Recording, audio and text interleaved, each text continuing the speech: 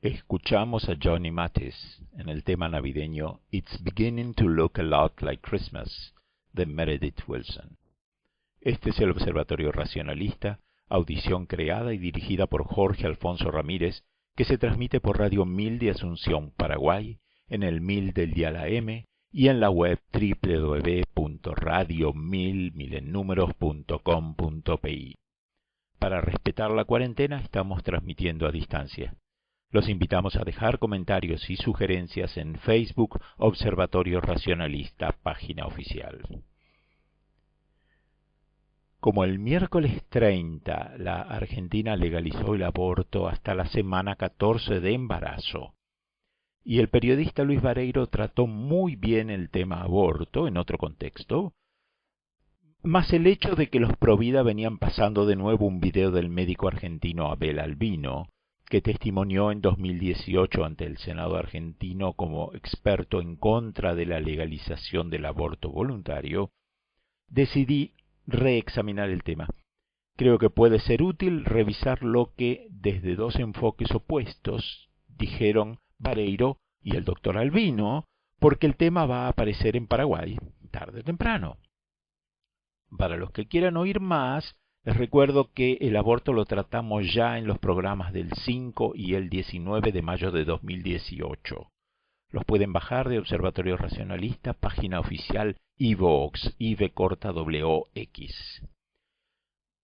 Vareiro elogió a la ministra Esperanza Martínez y elogió el Plan Nacional de la Infancia y de la Adolescencia, que, es cierto, fue calumniado por gente que, sin haberlo leído, agregó o imaginó toda clase de tonterías que el plan no tiene, como en especial el aborto. Coincido con Vareiro, que escribió: la ministra Teresa Martínez se defendió frente a interpeladores que buscaron fantasmas en su Plan Nacional de la Niñez y la Adolescencia. Su ponencia genera la extraña sensación de orgullo hacia un ministro representante. Con cada una de las respuestas que daba demostró que el problema de las familias no son el aborto o el matrimonio igualitario, temas que los conservadores impusieron en un proyecto que no toca ni una línea sobre estos tópicos, sino que el verdadero cáncer es la violencia que sufren las mujeres y los niños abusados, en su mayoría, por los padres, tíos o parientes mayores que tratan como posesión y objeto a las mujeres de su hogar, con la intención de saciar su placer. Pero escuchemos qué dice Vareiro, porque hay un par de matices en esto. No son temas que podamos discutir, el aborto y el matrimonio igualitario. ¿Por qué? Porque la Constitución no permite eso. Entonces, hasta que no se haga una modificación de la Constitución, y no hay en este momento ningún plan para hacer tal cosa, no tiene sentido que nosotros debatamos eso. No puede un plan nacional de niñez y adolescencia, no puede una ley del Congreso modificar la Constitución. Entonces no es cierto que exista ningún plan de ningún tipo para despenalizar el aborto, porque esa es la figura que se plantea, despenalizar. Ahora, eso significa que solucionamos el problema, porque esto hay sectores que eso es, no se va a despenalizar, menos mal. El aborto ocurre todos los días, sigue siendo un problema. Entonces, si consideramos todos que es un problema y no queremos que haya abortos, porque nadie quiere que haya abortos, hay que decirlo esto con énfasis. No es cierto que hay un sector que quiere el aborto y otro sector que no quiere el aborto. Hay un sector que es pro-abortista y hay un sector que es antiabortista. No, nadie quiere el aborto. Hay un sector que considera que penalizar el aborto es un absurdo, que no es la forma de combatir el aborto.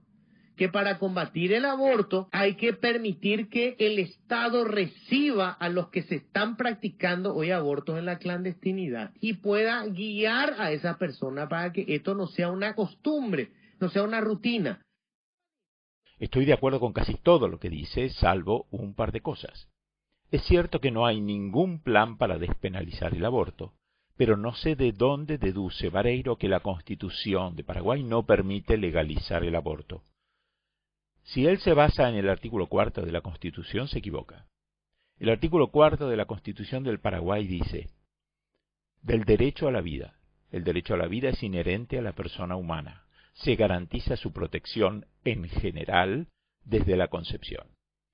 Este artículo de la Constitución está inspirado casi textualmente en el artículo 4 de la Convención Americana sobre Derechos Humanos, o Pacto de San José de Costa Rica, adoptado por la Organización de los Estados Americanos, la OEA, en 1969 y en vigor desde 1978. El artículo 4 de la Convención dice, derecho a la vida, 1. Toda persona tiene derecho a que se respete su vida. Este derecho estará protegido por la ley y, en general, a partir del momento de la concepción. La Convención Americana es el único tratado internacional de derechos humanos que toca el tema condición del feto. Pero aunque el artículo 4 está pensado para proteger el derecho a la vida del feto, la frase en general fue agregada para permitir excepciones, muy especial el aborto. La Comisión Interamericana de Derechos Humanos, en el caso Baby Boy, que es famoso, ratificó que, en general, se puso expresamente para permitir el aborto. La Convención Americana y la interpretación de la Comisión Interamericana de Derechos Humanos confirman que el derecho internacional repetidamente niega que se pueda restringir el derecho de cada Estado a adoptar su propia política sobre aborto. Un párrafo del preámbulo reconoce que el niño necesita salvaguardias y cuidados especiales, incluida la protección jurídica adecuada, tanto antes como después del nacimiento. Pero no puede interpretarse esto como una reversión indirecta del rechazo de que hablamos, el rechazo general de la doctrina. Las propuestas de reconocer explícitamente el derecho a la vida del feto han sido rechazadas sistemáticamente por un amplio margen. Ese rechazo es comprensible, porque tengamos presente que más de la mitad de la humanidad vive en países donde el aborto es legal en mayor o menor grado. Más de la mitad de la humanidad. Esta interpretación de que en general habilita excepciones tales como el aborto estaba evidentemente en la mente de los redactores de la Constitución paraguaya, que no podían no saber qué significa en general. Además hay casos en los que Paraguay permite el aborto, cuando el feto asume formas incompatibles con la vida y en el caso de riesgo de la madre. Así que el artículo 4 no es un impedimento constitucional para que Paraguay apruebe y legalice su aborto. La Oficina del Alto Comisionado es otro dato más. El Alto Comisionado para los Derechos Humanos de las Naciones Unidas, que es el árbitro de la Convención sobre los Derechos del Niño, respalda sin problemas el aborto. Así que quede claro que no se viola ningún pacto internacional al implementar el aborto. Vamos a otro audio. Todos los casos de aborto tienen que ver con embarazos no deseados.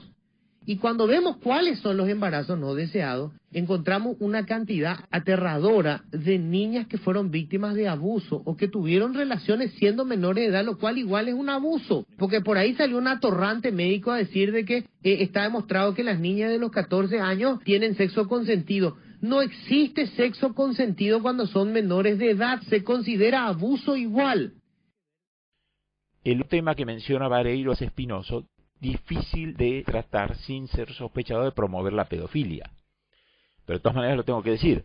A mi juicio, Vareiro se confunde cuando dice que tener sexo con una menor de edad siempre es un abuso. La ley dice que es un abuso, pero esa es la ley positiva, el derecho positivo. A mi juicio, el médico tiene razón. Muchos chicos de 14 o menos son capaces de tener sexo consentido, es decir, quieren tener sexo. Pese a esa realidad, la ley sanciona al adulto. ¿Por qué? Supongamos que un adulto le hace un regalo a una niña, ¿no? Libros útiles, algo razonable que la chica necesita. O que un adulto la ayuda a hacer sus tareas escolares. Supongamos que otro adulto le pega a la chica. ¿Qué pensamos? El primer adulto es una buena persona porque hizo algo bueno por la chica, y el segundo merece castigo porque hizo algo malo. Ahora, si un adulto tiene sexo con una niña, la ley lo castiga. Esto significa que la ley presume, iuris et de iure, o sea, sin lugar a demostración de lo contrario, que el sexo es malo para el menor.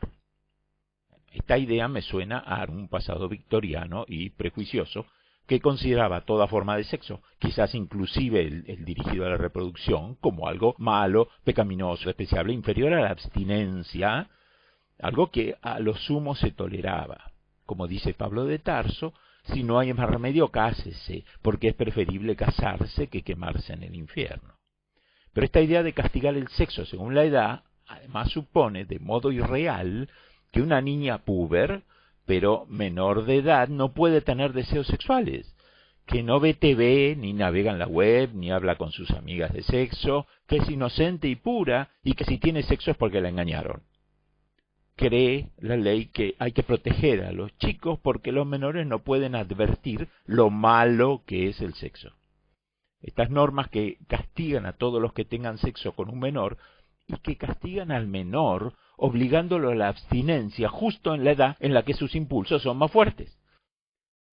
Estas normas deberán ser reconsideradas, me parece a mí, si queremos tener una sociedad abierta, sin complejos, sin fantasías sexuales, sin culpas, sin represiones y sin condenas morales por practicar un acto natural como es el sexo.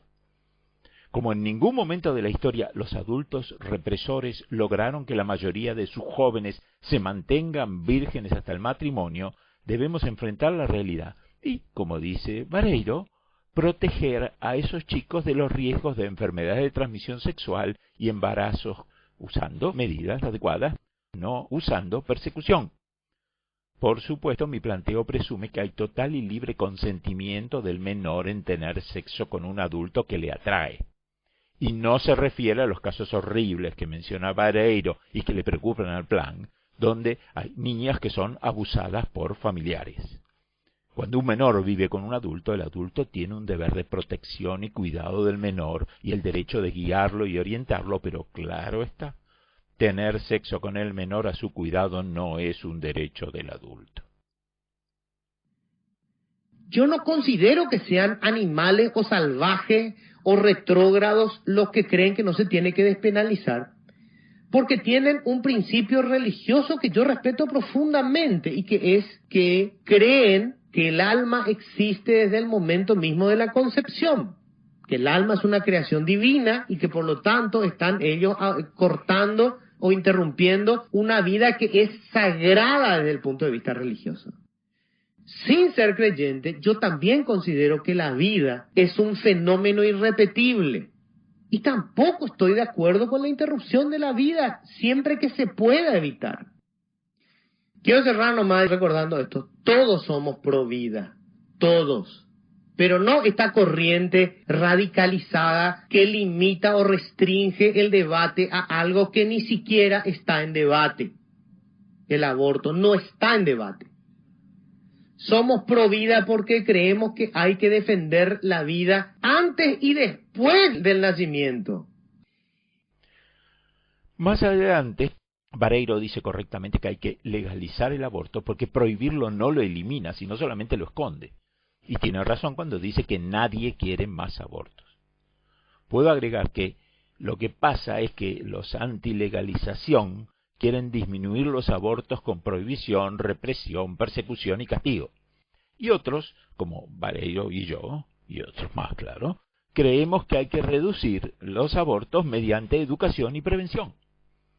Así que estamos de acuerdo en esto. Pero cuando Vareiro dice que hay que evitar el aborto porque hay que evitar interrumpir una vida, me deja la puerta abierta para interponer la idea de que un aborto legal no es interrumpir una vida, sino impedir que esa vida llegue a existir.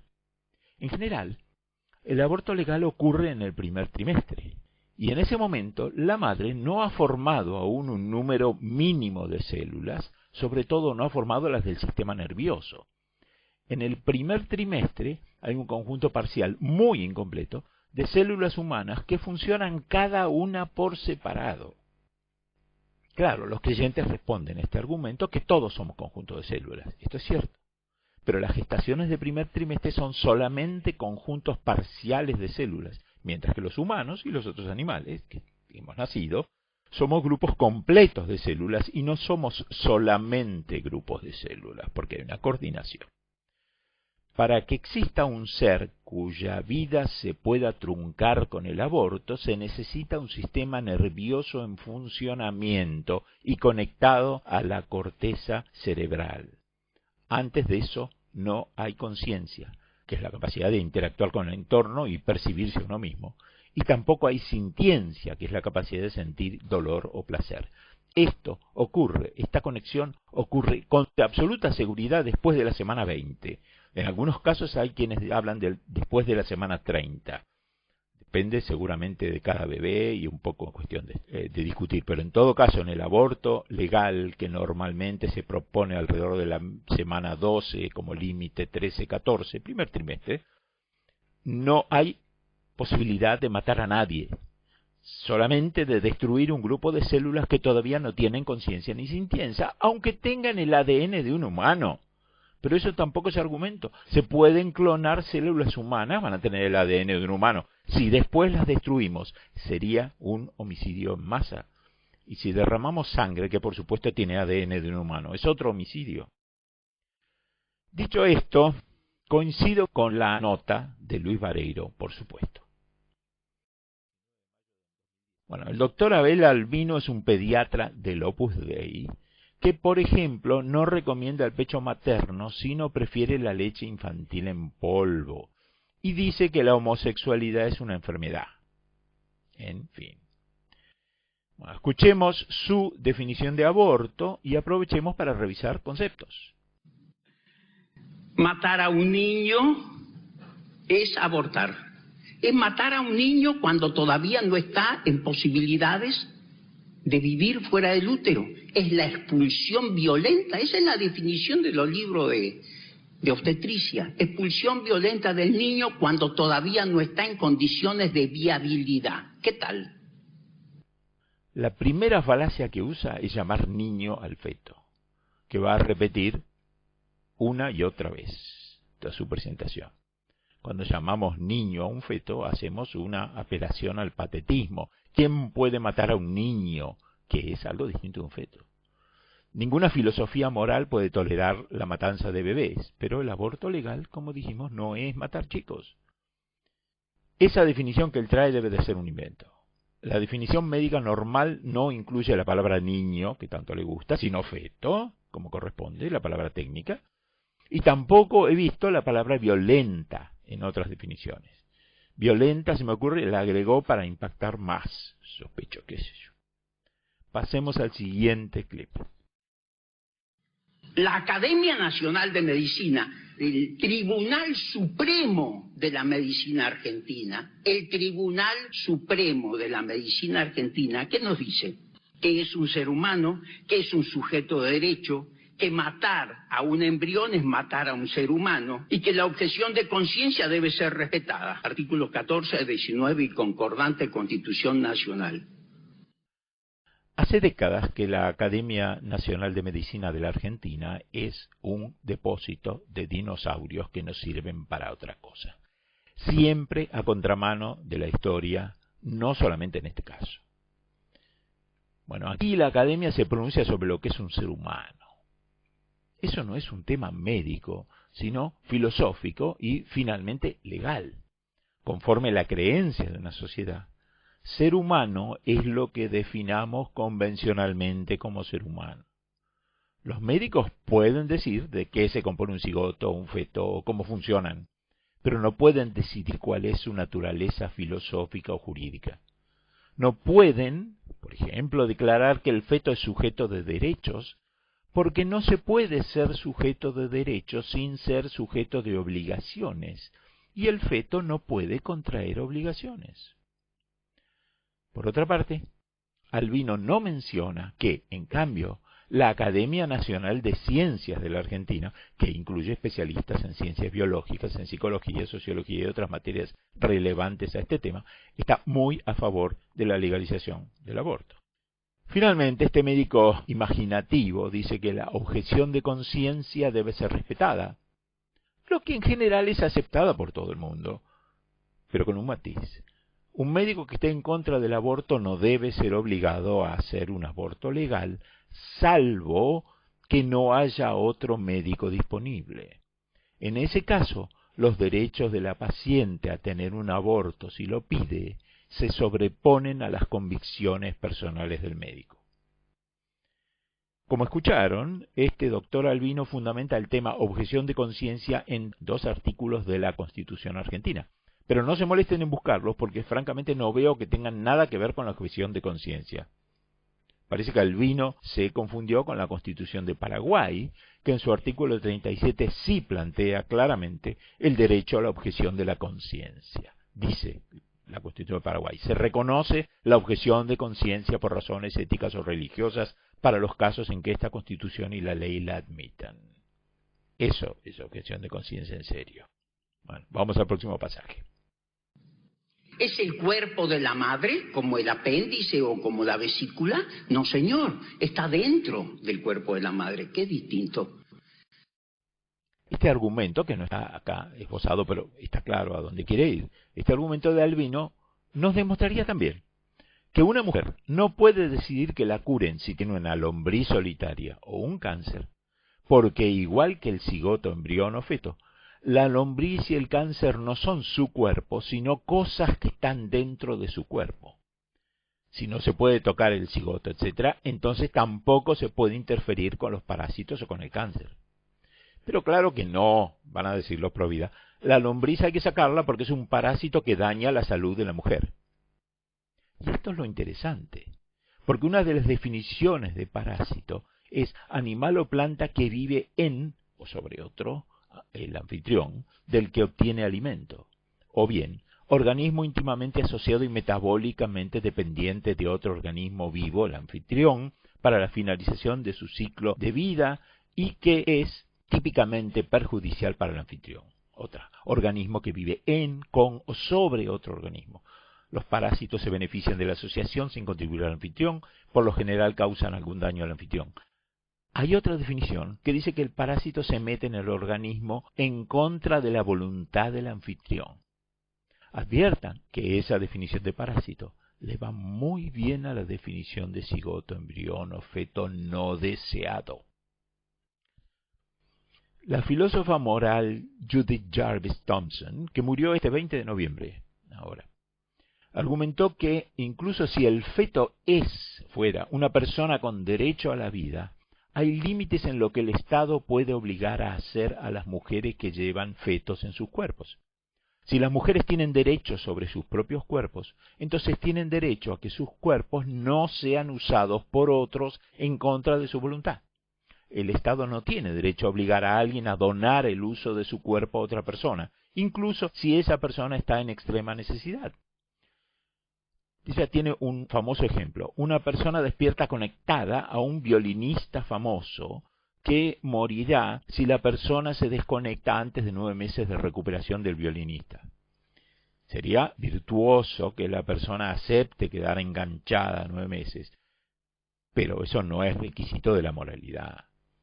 Si aceptamos que pedirle que se quede enganchada es mucho pedir, solo podemos permitir que los fetos usen el cuerpo de las mujeres con el consentimiento de las mujeres.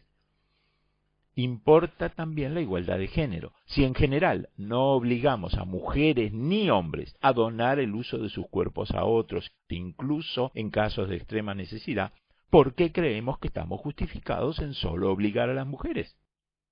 El control estatal del derecho de la mujer a elegir es una forma de esclavitud que somete el cuerpo de una persona a un control externo. Es hora de que lo veamos como tal. Y entendamos además que no es cierto lo que dice Albino, que el cigoto, embrión o feto no es el cuerpo de la mujer. Está formado con 50% de la información genética de la madre y con 100% de material biológico ingerido y procesado por la madre. No conozco ningún otro ejemplo de algo tan dependiente de otra cosa desde su origen sea considerado algo ajeno a quien es su autor y su envase. Si el cigoto, etc., no fuera parte de la madre, el sistema inmunológico de la madre lo rechazaría y lo atacaría. Vamos a otro tema. Henry David, profesor de psicología de American Law, nos dice que el 64% de las mujeres atendidas en los servicios de psiquiatría son mujeres que han abortado. O sea, sacarlo del cuerpo es fácil, sacarlo de la cabeza y del corazón luego es muy difícil. Rindon nos dice que el aborto en Post-Abortum Review, que es una revista que publica estos artículos de las mujeres después del aborto, el 41% tienen problemas psiquiátricos y es muy frecuente el suicidio en la fecha en que debería nacer el chico o en la fecha en que abortó. El trabajo de Elliot también Institute en la British Medical Journal habla de depresión en la gran mayoría de las mujeres. Yo tengo 4 amigas que han abortado y me han confesado que lo hicieron y las 4 tienen depresión. Para demostrar que el aborto causa depresión y otros problemas psíquicos, Albino cita a Henry David, que es autor de un capítulo dentro de una compilación, pero Albino no menciona ni compara ese supuesto dato muy discutible con los problemas psíquicos que sufren las mujeres luego del parto, sobre lo que sí hay datos ciertos. 1 de cada 7 u 8, por ejemplo, en datos del CDC. El capítulo de David se llama justamente Hospitalización psiquiátrica post-aborto y post-parto. Así que David trató los 2 temas, pero convenientemente Albino solo menciona el aborto. Cita un artículo del Post-Abortion Review, pero ese medio es totalmente religioso y se dedica exclusivamente a demostrar los peligros del aborto.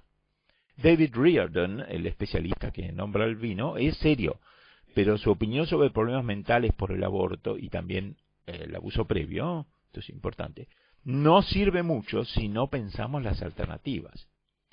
Si no se hace el aborto para no arriesgar la salud mental de la embarazada, el embarazo va a seguir hasta que se produzca un aborto espontáneo, el que sabemos que trae depresión y otros problemas mentales, lo sabemos también, o hasta que sea el parto. Por eso, para valorizar los riesgos mentales del aborto inducido, ¿no?, el aborto voluntario, hay que compararlos con los riesgos mentales del embarazo, del aborto accidental y del parto. Y el parto tiene riesgos. Para empezar, en general un parto es 14 veces más peligroso que un aborto legal. En el caso específico de la depresión, en algunas mujeres los síntomas siguen a veces meses después de tener el bebé. Un artículo reciente en el New England Journal of Medicine, el boletín de medicina de Nueva Inglaterra, dice que la depresión posparto es una condición potencialmente debilitante que afecta entre el 6,5% y el 12,9% de las nuevas madres. El estudio más grande jamás hecho, con evaluación psiquiátrica completa de mujeres posparto, publicado el 13 de marzo de 2018 en la edición en línea de Psiquiatría del Boletín de la Asociación Médica Americana, JAMA Psychiatry, dice que 1 de cada 7 mujeres tiene depresión durante un año después de dar a luz. Los Provida citan algunos estudios. Esto también es cierto. Uno de 2008, publicado en el Boletín Escandinavo de Salud Pública, encontró que las mujeres adultas jóvenes con aborto pueden estar en mayor riesgo de depresión subsecuente. En 2005, otro publicado en Biomed Central Medicine, parte del grupo Springer de publicaciones, ¿no?, dice que las mujeres tenían ansiedad mucho más alta en la escala del hospital 5 años después del aborto. Un estudio de 2002, publicado en Boletín Médico del Sur, hecho a más de 173.000 mujeres estadounidenses, dijo que las mujeres que abortaron tenían un 154% más de probabilidades de suicidarse que las mujeres que tuvieron el hijo. Un estudio de 1996 en el Boletín Médico Británico informó que la tasa de suicidio entre mujeres con aborto fue de 34,7 por 100.000 en comparación con 11,3 en las otras mujeres. Los antiabortos insisten en el post-aborto síndrome, PAS, pero después de años de investigación sigue sin haber evidencia de que exista. No aparece en los manuales de salud mental, la American Psychological Association, la American Psychiatric Association, el Royal College of Obstetricians and Gynecologists. Todos ellos desestiman que haya un vínculo entre aborto y problemas de salud mental. Un estudio reciente en Dinamarca trazó la salud psicológica de 365.000 y pico de mujeres, incluidas 84.620 que habían tenido abortos. No encontraron un aumento en el daño psicológico ni un riesgo elevado de suicidio. En un artículo para el Journal de la American Medical Association, titulado El mito del síndrome del trauma del aborto, la doctora Nada Stotland dijo con mucha seguridad que la gran mayoría de las mujeres tolera el aborto sin secuelas psiquiátricas, aunque más adelante recomendó monitorear la mente de las mujeres antes del aborto. El Instituto Guttmacher dice: los activistas antiaborto aprovechan el hecho de que el público en general, la mayoría de los legisladores, no saben qué es buena ciencia. Para defender sus posiciones, los activistas a menudo citan estudios que tienen fallas metodológicas serias o que extraen conclusiones inapropiadas de estudios más rigurosos. Contrariamente a lo que afirman los activistas antiaborto, la mayoría de las mujeres que abortaron informan alivio como su principal sentimiento, no la depresión. Esto me parece razonable. La mujer tiene un problema, no sabe qué va a pasar con su vida, lo resuelve de esa manera, mal o bien. La investigación también revela un corolario sutil, pero importante. Las mujeres generalmente no sufren efectos de salud mental a largo plazo relacionados con el aborto. Pero sí, la culpa a corto plazo, la tristeza son mucho más probables si el entorno de las mujeres las critica o las presiona. La ironía es que los que crean esas culpas, ese malestar, son los antiabortistas como el doctor Albino, que aumentan el sufrimiento de las mismas mujeres a las que dicen ayudar. En el año 88 el presidente Bush le pidió a Everett Koop, que fue el cirujano general de Estados Unidos, o sea, ministro de Salud, que determinara los efectos médicos y psicológicos del aborto en las mujeres estadounidenses. El doctor Koop estaba en contra del aborto, pero investigó, consultó a muchos y qué sé yo, y llegó a la conclusión de que no hay secuelas negativas del aborto. La confusión con la depresión pasa por la incapacidad de diferenciar entre sentimientos negativos pasajeros y síndromes psiquiátricos profundos, porque se culpa a veces al aborto por la angustia que sienten algunas mujeres por otras razones. La palabra depresión se usa de dos maneras, como un estado de ánimo, una pálida, una tristeza y también el diagnóstico de una enfermedad psiquiátrica importante. Yo creo que las amigas de Albino no tuvieron depresión clínica, sino una cierta tristeza, vergüenza, lo que quieran, porque si son amigas de Albino no es de extrañar que sientan culpa. Sorprende que no haya problemas mentales o más problemas mentales con el aborto, considerando por las que pasa la mujer que tiene que abortar. El shock de un embarazo no querido, el efecto en la relación con el padre del bebé, el miedo a defectos genéticos, la carga de pensar en cuidar a un chico, la presión o la coerción para que aborte o la censura por abortar o querer abortar, falta de apoyo social o familiar, la necesidad de tener citas médicas, conflicto con las creencias religiosas y actitudes negativas de los mismos operarios que le van a hacer el aborto. Y claro, otros factores que haya enfermedad psiquiátrica previa, ¿no? Pero en todo caso estos efectos son casi siempre transitorios, como dijimos. Y sabemos que las emociones del aborto dependen de las sociedades. Por ejemplo, un estudio sueco del año 55 reveló que 360 de 479 mujeres no tuvieron remordimientos o autorreproches y que todos los del 1% que tuvieron problemas psiquiátricos ya habían tenido enfermedad mental previa. Un estudio de 2015 en Estados Unidos mostró que el 95% de las mujeres no lamentaron haber abortado. Bueno, no hace falta que sigamos con esto, yo creo que estaba bien. Un detalle, un gran estudio en Gran Bretaña informó que la incidencia de psicosis fue de 0,3 por mil después del aborto, 0,3 después del aborto y 1,7 después del parto. Bien. Otro audio. Tiene que entender que el profiláctico no la protege de nada. Porque el profiláctico, el virus del SIDA, escúchenme, el virus del SIDA, doctora, dígame si no es cierto, atraviesa la porcelana. El virus del SIDA atraviesa la porcelana. El virus del SIDA atraviesa la porcelana, chicos.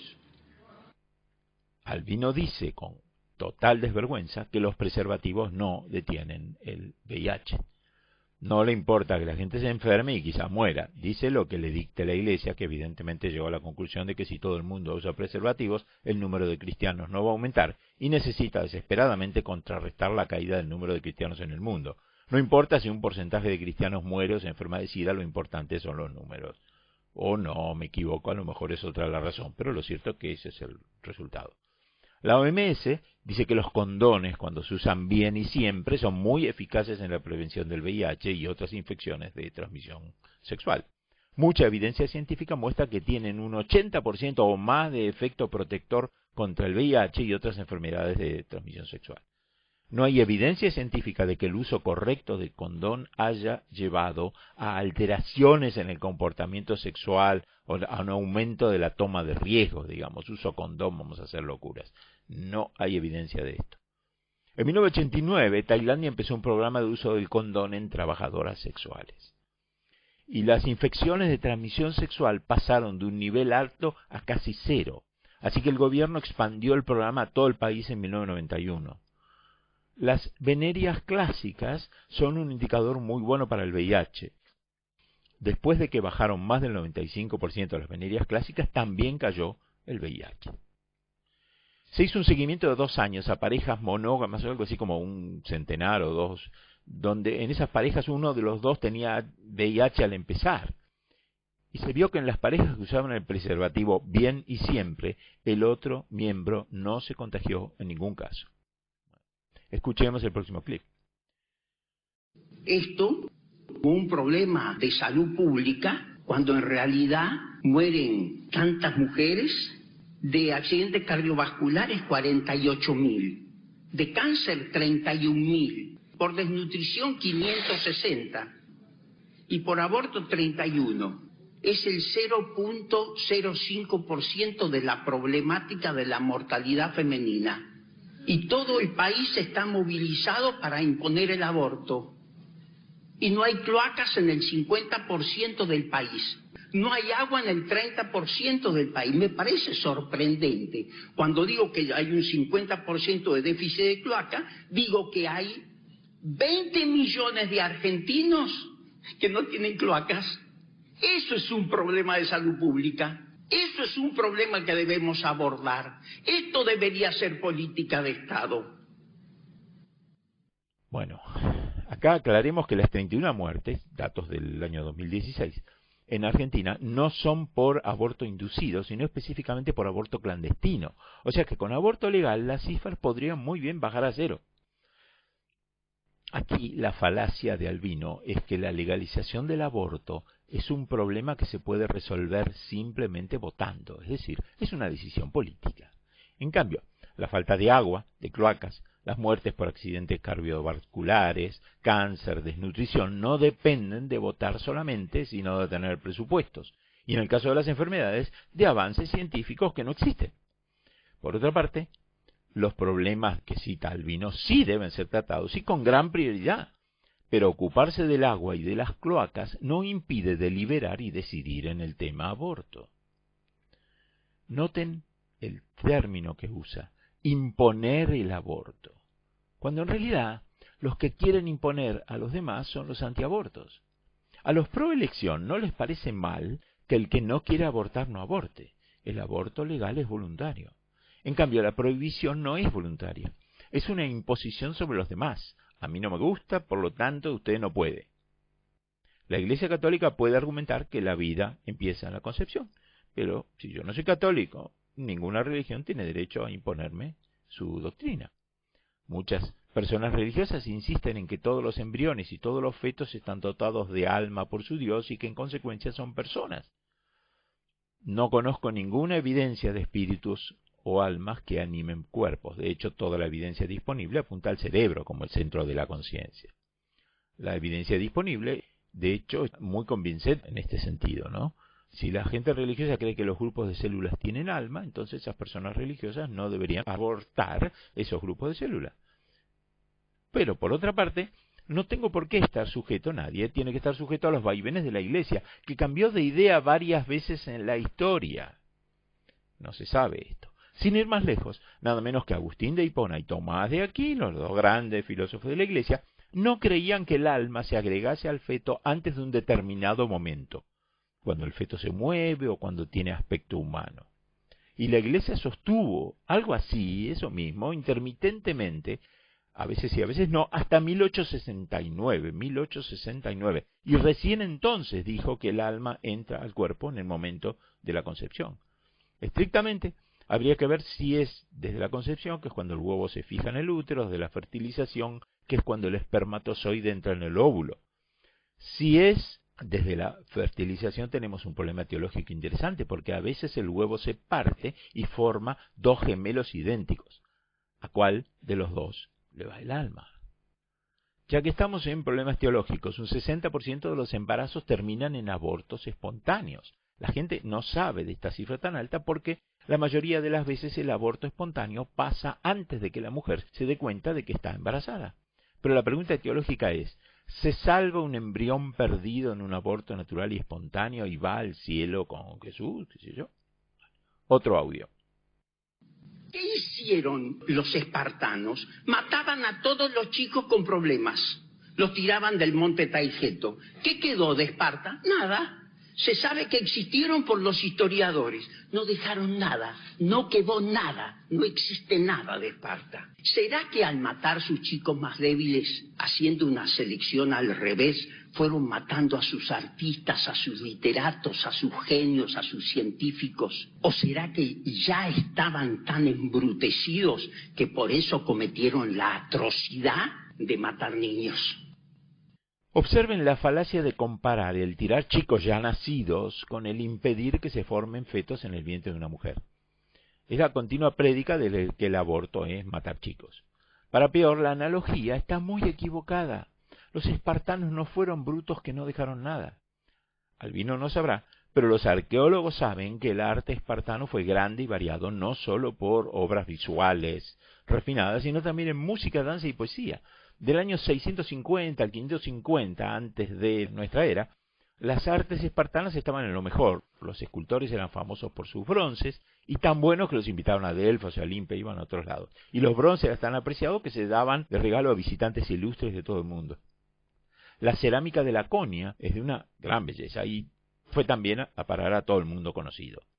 El trabajo de marfil fue intricado y muy refinado. Hicieron obras notables en piedra y en madera.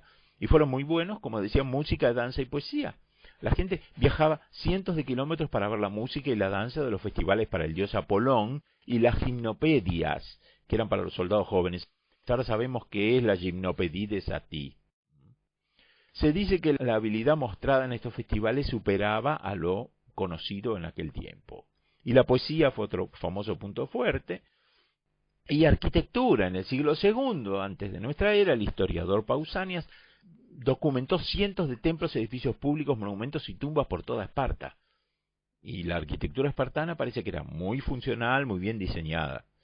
Hay que reconocer que este impulso artístico tan fenomenal no duró, pero la decadencia de las artes y de los lujos que le interesaban a los aristócratas fue consecuencia de que Esparta se democratizó, se transformó en la sociedad austera de los iguales. Ganaron en democracia lo que perdieron en artes. En todo caso, no estaban embrutecidos, como dice Albino. Escuchemos esto.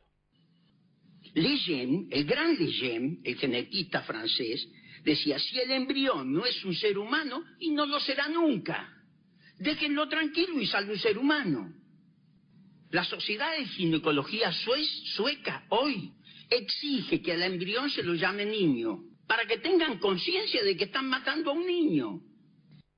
Jérôme Lejeune fue un importante genetista que siempre nombra a los religiosos porque era un católico fanático y devoto mano a mano con el Vaticano, totalmente comprometido con las ideas de la Iglesia y miembro de la Pontificia Academia de Ciencias.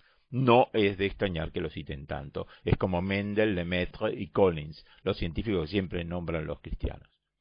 El argumento de Lejeune de que un cigoto es un niño porque si se lo deja tranquilo se vuelve un niño, demuestra también que una semilla es un árbol y que una gotera es un lago. Es cuestión de dejarlos tranquilos y la semilla va a crecer y el charco se va a hacer un lago. No sé qué clase de genetista fue Lejeune, si no sabía que el 60% de los embarazos terminan en abortos espontáneos y que entonces, si se deja tranquilo a un cigoto, lo más probable es que muera y sea despedido del cuerpo de la madre, o por lo menos hay una importante probabilidad. Y Lejeune también se mete a opinar que un feto es un ser humano, una persona, lo que, insisto, es un tema filosófico y legal. Un feto será persona si la ley dice que lo es, pero la medicina o la genética no tienen nada que opinar. La Sociedad de Ginecología sueca que menciona Albino no sé cuál puede ser. Las sociedades de ginecología y obstetricia que pude consultar no dijeron que al feto hay que llamarlo niño ni nada parecido. Sospecho que se tratará de una sociedad marginal formada por 4 fanáticos cristianos y un sello de goma. En todo caso, la situación en Suecia es todo lo contrario a lo que Albino da a entender. Desde 1974, una ley declara que abortar es completamente la decisión de la mujer hasta el final de la semana 18. Una senadora le pregunta a Albino sobre los muchos embriones que quedan sin fertilizar y que en las clínicas de fertilidad se tiran a la basura. Y el médico contesta esto. Toda vida humana merece respeto. Es un ser humano. El embrión merece respeto. Es un objeto de derecho, es un sujeto de derecho. Merece respeto y consideración. Así que es sorprendente que se desechen embriones humanos como si fuesen, no sé, hojas que han cultivado. Albino insiste en que los embriones son sujetos de derecho, pero ya vimos que no pueden ser sujetos de derecho si no son capaces de ser sujetos de obligaciones. Y ya vimos que la idea de que un embrión es un ser humano es como mínimo muy discutible. Este doctor dice que toda vida humana merece respeto. Sin embargo, no respetamos todas las vidas humanas al mismo grado, ni siquiera lo hacen los que dicen que todas las vidas merecen el mismo respeto. Hay un experimento mental que lo muestra. Supongamos un incendio en una clínica de fertilidad. Hay una heladera con 1000 embriones y por otro lado hay un chico de, digamos, 5 años. Y solo podemos salvar a uno. La pregunta es a cuál salvaríamos. Si nos contestan que salvarían al chico, entonces no respetan todas las vidas igual. Y no solamente embriones, es muy fácil decir como Albino, un feto es un niño, pero pensemos, en una situación de vida o muerte, ¿cuál elegimos salvar, el feto o el chico? Toda vida humana, dice, pero un feto, antes de cierto punto, alrededor de las 24 semanas, como dijimos, no tiene ondas cerebrales regulares, no tiene ondas cerebrales en realidad, nada, en algún momento, de lo que puede ser un aborto legal. Y usando el mismo criterio que aplicamos a los seres humanos adultos, el sujeto que tiene 0 ondas cerebrales no está legalmente vivo y no debería tener los derechos de un ser humano vivo. Se lo declara clínicamente muerto.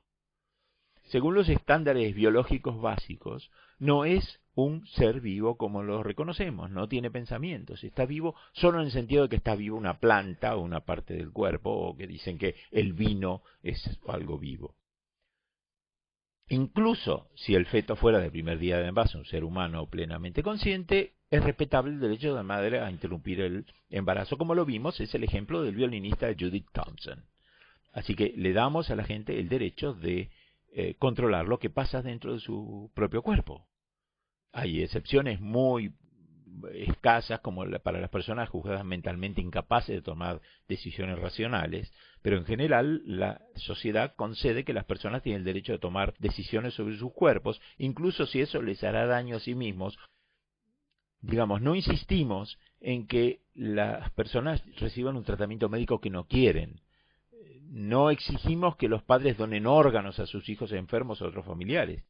Ni siquiera tomamos partes del cuerpo de un cadáver que puedan salvar la vida de otro ser humano, a menos que la persona que es cadáver haya indicado en vida que estaba dispuesta a que su cuerpo fuera usado de esa manera. Ser pro vida es sostener que una mujer embarazada tiene menos derechos que un cadáver. Finalmente, Albino, que esquiva bastante la respuesta en este caso, se sorprende de que se desechen embriones como si fueran hojas, pero no aclara qué alternativas habría. ¿Qué otra cosa podemos hacer con los embriones? Supongamos que los guardamos. ¿Por cuánto tiempo? Y sobre todo, ¿para qué? Indefinidamente, y no importa cuánto tiempo pase, esos embriones nunca se van a convertir por sí solos en niños, pese a lo que dijo Lejeune. Así que los cristianos no tienen solución para el problema que se causan a sí mismos al insistir en la ficción de que los embriones son iguales a la gente. Tal vez ustedes se pregunten por qué Albino, que es del Opus Dei, no habló de religión. Bueno, acá viene el aviso que no sabemos a qué viene, pero ahí está. El doctor Bigley de los Estados Unidos habla de sistemas ateos que danzan en este requiem satánico para ver quién mata más, quién es más malo, quién es más agresivo. Bueno, ahora sabemos que la culpa la tienen los ateos. Nunca lo habría imaginado. Le doy gracias al doctor Abel Albino por la oportunidad de repasar el conflictivo tema del aborto. Un clip más antes de irnos. El audio es un fragmento de un programa de TV. Ya que hablamos tanto del aborto, hoy me arrobó una mamá que se llama María Inés Ayala y dice así el tuit que me envió hace un rato. Me avisa la obra social que sus proveedores no tienen una de las medicaciones para la próxima quimioterapia de mi hijo. pero el Congreso de la Nación está tratando de aprobar una ley que mata. Solo quieren muerte cuando no hay medicinas básicas. Lástima que lo que va a pasar mañana en diputados es triste. Se va a tratar la ley del aborto. Presidente, yo le quiero decir que con el aborto no hay nada que festejar. Nada. Dejemos de lado el melodrama de esta periodista. Insistir en que el aborto mata, repetir algo indemostrable y rechazado por la mitad de la sociedad no ayuda a la concordia. La señora que tuiteó necesita de la asistencia pública para tratar a su hijo enfermo. Esta ley del aborto justamente va a reducir el número de chicos que nazcan en la indigencia y que demanden recursos públicos. A más chicos pobres o abandonados, menos fondos hay para la quimio del chiquito.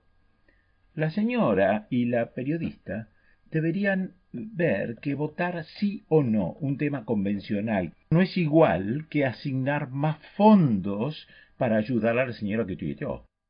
Rechazar la ley del aborto no va a aumentar los recursos disponibles para la quimio del chico. Y ya que hablamos de recursos, muchos no han pensado bien el tema y dicen que la mujer que quiera abortarse lo pague de su bolsillo, no de mis impuestos. Deberían reconsiderar.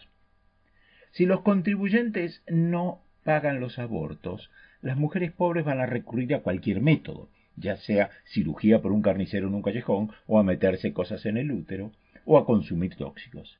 En Argentina cada año hay unas 50.000 internaciones en hospital público por hemorragias, infecciones, perforaciones, intoxicaciones tras abortos ilegales. Esas mujeres ocupan camas de hospital, médicos, enfermeras, medicamentos, sangre del banco y alimentos, por lo general durante varios días. Ese alto número de complicaciones por aborto se financia con los impuestos cada año. La alternativa, imaginaria, sería conseguir, ya sea convenciendo o reprimiendo, que todas las mujeres sigan con el embarazo hasta el parto. Pero el parto no es solo 14 veces más peligroso que un aborto legal, como ya dijimos, sino también mucho más caro. La mujer pobre embarazada va a tener varias citas médicas en hospital público y va a recibir medicinas, vitaminas y complementos nutricionales. Va a usar quirófano y cama de hospital y va a seguir usando ayuda pública durante los primeros años del bebé. Todo gracias a los impuestos de los argentinos. En cambio, un aborto bien hecho es un procedimiento ambulatorio simple en el que la paciente vuelve ese día en un par de horas a su casa. Los provida quieren que todas las mujeres hagan lo que ellos creen mejor. Vimos la misma actitud con la esclavitud, el voto femenino, el divorcio, la enseñanza laica, la legalización de la homosexualidad, la patria potestad compartida, la acción positiva, el matrimonio de homosexuales y la adopción por homosexuales. Siempre el elemento común fue el querer preservar la imposición de unos sobre otros. Pero siempre a la larga vencen las libertades personales. Lo mismo va a pasar con el aborto. Cuanto más se opongan, más grande va a ser la frustración de los provida. En una palabra, dejen de meterse con el prójimo.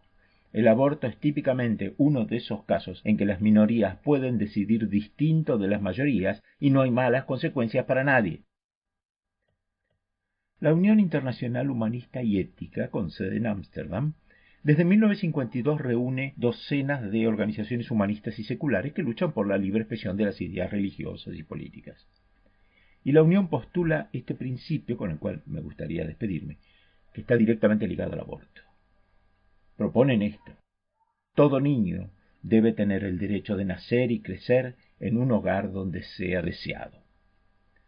En versión del coro de Niños Libera, cerramos con Villancico de las Campanas del compositor y maestro coral ucraniano Mykola Leontovich, fallecido en 1921. Que la duda nos acompañe y que 2021 sea mejor que 2020, no hace falta mucho.